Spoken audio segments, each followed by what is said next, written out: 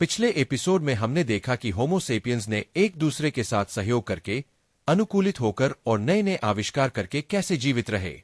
वे दुनिया भर में घूमते रहे, समूहों में शिकार किया और एक दूसरे पर निर्भर रहे ताकि वे समृद्ध हो सके। लेकिन समय के साथ एक अद्भुत घटना घटी।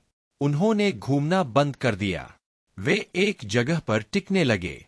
घुमंतु युग समाप्त हो रहा था और एक नए युग की शुरुआत हो रही थी, मानव सभ्यता का उदय। हजारों सालों तक प्रारंभिक मानव घुमंतु थे। वे एक जगह से दूसरी जगह जाते रहे, जानवरों का पीछा करते हुए और पौधों को इकट्ठा करने के लिए खोजते हुए। लेकिन लगभग 10,000 साल पहले, जिसे नवपाषाण युग कहा जाता है, कुछ बदल गया। मनुष्यों ने यह खोज की कि वे बीजों को जमीन में बो सकते हैं, अपनी फसलें उगा सकते हैं और बकरियों, भेड़ों और गायों जैसे जानवरों को पालतू बना सकते हैं।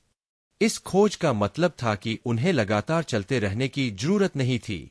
वे एक जगह पर बस सकते थे, वहीं रह सकते थे और अपने घर बना सकते थे।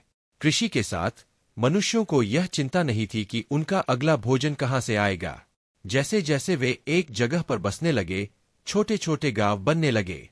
परिवार समूहों में एक साथ रहते थे, जमीन पर खेती करते थे और जानवर पालते थे। ये छोटे गांव ही पहली समुदाय थीं।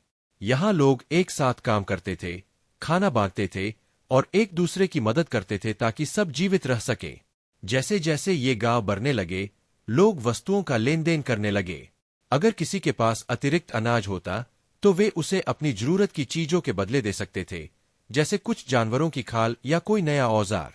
इस लेन देन की शुरुआत व्यापार थी, जो सभ्यता की मुख्य नींवों में से एक था। कृषि के जरिए लगातार भोजन मिलने से अब हर किसी को किसान होने की जरूरत नहीं थी। इसने कुछ लोगों को अन्य कौशल पर ध्यान केंद्रित करने की अनुमति दी। कुछ लोग औजार बनाने वाले बन गए, जो खेती और शिकार के लिए तेज धार वाले औजार और बेहतर उपकरण बनाते थे। अन्य लोग भोजन को रखने के लिए मिट्टी के बर्तन बनाते थे या मजबूत घरों का निर्माण करते थे।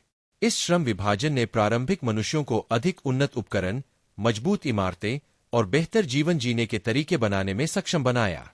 लोग अपने अपने काम में विशेषज्ञ बन गए, जिससे समुदायों का विकास हुआ। जैसे जैसे गांव बढ़ने लगे, उन्हें फैसले लेने और समस्याओं को हल करने के लिए नेताओं की जरूरत पड़ी। ये प्रारंभिक नेता मुखिया, बुजुर्ग या शमान हो सकते थे, ऐसे लोग जिन्हें उनकी बुद्धिमानी, ताकत या आध्यात्मिक ज्ञान के लिए सम्मान दिया जाता था। इसी समय सामाजिक संरचनाएं बनने लगीं। कुछ लोग अपनी कौशल, ज्ञान या संसाधनों के आधार पर दूसरों से अधिक महत्वपूर्ण हो गए। ये प्रारंभिक सामाजिक वर्गीकरण सरल थे, लेकिन ये अधिक जटिल समाजों की शुरुआत थे।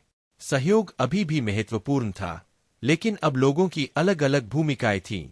कुछ नेतृत्व करते थे, अन्य अनुसरण करते थे, लेकिन हर कोई समुदाय की जीवित रहने में एक हिस्सा निभाता था। जैसे जैसे कुछ गांव बड़े होते गए, वे छोटे शहरों की तरह दिखने लगे। सबसे पुराने ज्ञात शहरों में से एक है जेरिको, जो वर्तमान में फिलिस्तीन में है। यह सुरक्षा के लिए एक दीवार से घिरा हुआ था, जो दिखाता है कि लोग केवल जीवित रहने के लिए नहीं, बल्कि रक्षा के लिए भी निर्माण करने लगे थे।